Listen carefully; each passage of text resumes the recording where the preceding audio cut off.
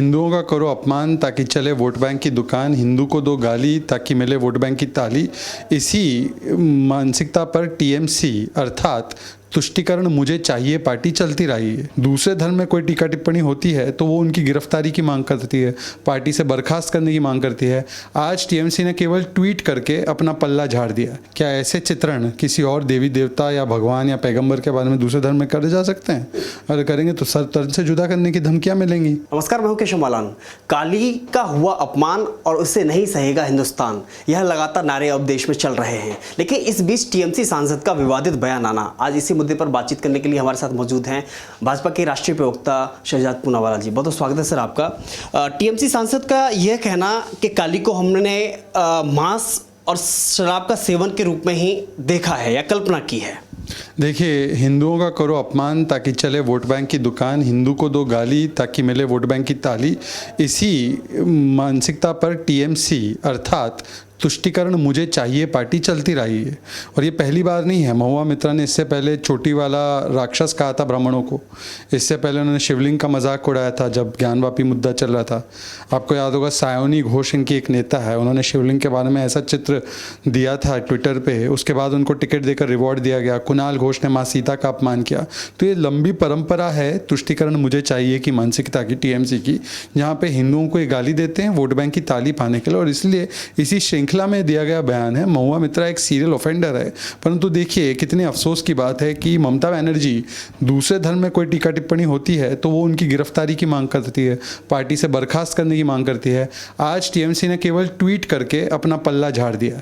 केवल ट्वीट करने से क्या होगा? पार्टी में क्या कार्रवाई होगी महुआ मित्रा पर, और प्रदेश की ओर से, पुलिस की ओर से लुकआउट नोटिस जारी कब होगा, ये हमारा सवाल है। देखिए, सवाल ये है कि एक तरफ तो काली की पूजा करती हैं खुद ममता दीदी, और उसके बाद में उन्हीं का सांसद उस पर कोई टिप्पणी न देना, सफाई न देना। देखिए, केवल पूजा करना, अपने आप को पाठ पढ़ के परम भक्त बताना, ये काफ़ी नहीं है। अगर आपके मन में सही में, अगर आपको लगता है कि अपमान किया गया है महुआ मित्रा के बयान से और आपने ट्वीट करके खंडन किया है, तो केवल ट्वीट तक ही क्यों रुक रहे हो? आपकी पुलिस ने अभी तक कितने लुकआउट नोटिस जारी किए हैं उनके खिलाफ? आपने उनको कितने जगह से सस्पेंड किया है? जैसे एक उदाहरण कहीं और हुआ तो उनको प्राथमिक सदस्यता उनकी ख़त्म की गई, उनके खिलाफ लुकआउट नोटिस बंगाल की पुलिस ने 3-3 दिए हैं। तो फिर भाई, हिंदुओं का अपमान करना सेकुलरिज्म है? हिंदुओं का अपमान करना उदारवाद है क्या? नहीं। तो हिंदुओं का अपमान जब हुआ है, आप खुद मान रहे हो, तो इनके ऊपर कार्रवाई क्यों नहीं कर रहे हो? क्योंकि ये लंबी श्रृंखला है। इस इकोसिस्टम ने हमेशा एक तरफा सेकुलरिज्म और एक तरफा फ्रीडम ऑफ एक्सप्रेशन चलता है। हिंदू को गाली देना फ्रीडम ऑफ एक्सप्रेशन कहलाता है, और अगर दूसरे धर्म को बोल दो तो सर तन से जुदा होने की बात होती है, और उसको सही बताया जाता है। सर तन से जुदा करने की बात को सही बताया जाता है। और यहाँ पर जो मांग कर रहे हैं कि भाई इन पे एफआईआर हो जाए, इनके ऊपर लुकआउट नोटिस आ जाए, तो वो बोलते हैं असहिष्णु है।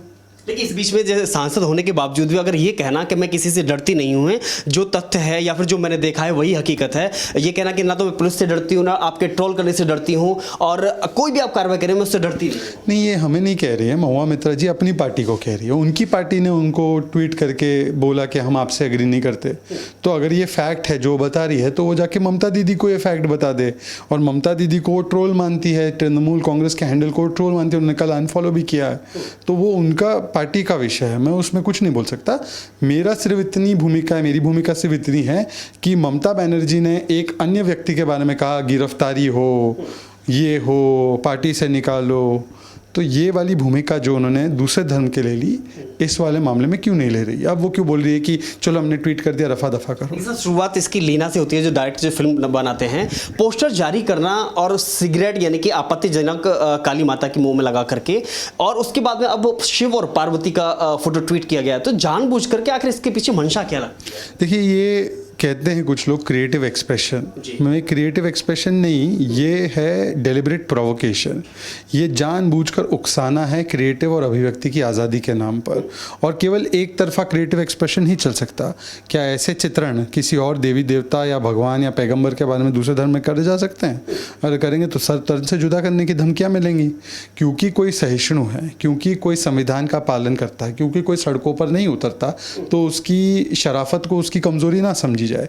दूसरी बात, ये बार बार जो आज मैंने वो जो तथाकथित फिल्म मेकर है उनका ट्वीट देखा है, शुरुआत हुई हिंदुओं को गाली देने से, फिर आए भारत को गाली देने पर कि भारत हेट मशीन है, और अब उन्होंने हिंदुत्व को गाली देना शुरू कर दिया। तो मैं अगर आंख बंद करके वो ट्वीट पढ़ता तो मुझे लगता कि एक वो 50 वर्षीय एक अपरिपक्व बालक का ट्वीट है जो विदेशी धरती पर जाकर भारत को बदनामी का, जिसने सुपारी उठा रखी है। मुझे लगता कि क्या उसी की स्क्रिप्ट इस डायरेक्टर के हाथ में तो नहीं आ गई। पता नहीं चल रहा कि डायरेक्टर कौन है इस पूरे मामले में और स्क्रिप्ट किसकी है। ये पूरा इकोसिस्टम है, ये इकोसिस्टम ही इनको उनके हौसले बुलंद करता है। ये इकोसिस्टम लेफ्ट का, कांग्रेस का, तृणमूल कांग्रेस का, जब ये कार्रवाई नहीं करते ऐसे बयानों पर। कांग्रेस की तो लंबी फहरिस्त है। कौन से कमरे में पैदा हुए श्री राम, मणिशंकर अय्यर ने कहा था। राम जी का अस्तित्व नहीं, सोनिया गांधी की सरकार ने कहा था।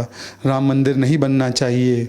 बिच्छू शिवलिंग के ऊपर शशि थरूर का बयान, हिंदुत्व आईसिस की तरह होता है, बोको हराम की तरह होता है, राम सेतु को तोड़ने की साजिश। ये सारी चीज़ें तो कांग्रेस ने की है। तो उनका इकोसिस्टम है, लेफ्ट का है, तृणमूल का है, जो ना शशि थरूर पे कार्रवाई, ना राहुल गांधी पे कार्रवाई, ना महुआ मित्रा पे कार्रवाई। तो ये इकोसिस्टम इनको संरक्षण देता है। इसीलिए लीना जो है वो इन्हीं की भाषा बोल रही है, इन्हीं की स्क्रिप्ट बोल रही है। सर इलाज क्या है? फिर लगातार ऐसे ही चलता रहेगा क्योंकि संविधान पर भरोसा कहीं न कहीं उठेगा लोगों का? देखिए, मुझे लगता है कि लोगों ने ऐसे लोगों को आइडेंटिफाई करना शुरू कर दिया है। अब देखिए, जिन लोगों ने हिंदुओं को अपमानित किया, 70 वर्ष तक उनकी राजनीति चलती रही, पर जब हिंदुओं को अपमानित करने का सिलसिला चरम पर पहुंचा तो जनता ने उन्हें आज सब जगह से नकार दिया है। ये तृणमूल कांग्रेस को अब तय करना है कि या तो वो राजनीति तुष्टीकरण के नाम पर इस प्रकार की करना चाहते हैं कि वो हिंदुओं को अपमानित करे, अन्यथा वो बताए कि महुआ मित्रा पर क्या कार्रवाई करेंगे। वरना देश की जनता और बंगाल की जनता ही जो हाल कांग्रेस का किया है, जो हाल लेफ्ट का किया है, वो हाल उनका करेंगे। आखिरी सवाल कि जैसे कि आपने कहा कि एक दूसरी तरफ अगर कोई टिप्पणी की जाती है तो वहाँ सर तन से जुदा करने के नारे शुरू हो जाते हैं, और एक तरफ भगवान पर आए दिन अपमान किया जाता है और नहीं सहेगा हिंदुस्तान। इससे अब सवाल ये है कि डरा हुआ कौन है, क्योंकि हैशटैग ये भी चल रहा है कि हिंदू डरा हुआ है। नहीं, हिंदू डरा हुआ नहीं है, परंतु हाँ, हिंदू अपनी मर्यादा में रहता है। हिंदू श्री राम का अनुयायी है। हिंदू हमेशा संविधान की का पालन करता है। तो हिंदुओं के सहनशीलता को, उसकी उदारता को, उसके बड़प्पन को डर ना समझे। क्योंकि आपको शायद पता होगा कि बांसुरी बजाने वाले भी कन्हैया हैं और सुदर्शन चक्र भी हाथ में लेकर चलने वाले कन्हैया हैं। हमारे देवी देवताओं का हाथ एक तरह से खुला होता है आशीर्वाद देने के लिए, तो हाथ में शस्त्र भी होते हैं। तो मुझे लगता है कि ये डरे हुए व्यक्ति की नहीं, बल्कि एक बहुत ही सिक्योर व्यक्ति का परिचायक है। परंतु सीमा सबकी होती है, संविधान की सीमा को नहीं लांघना चाहिए।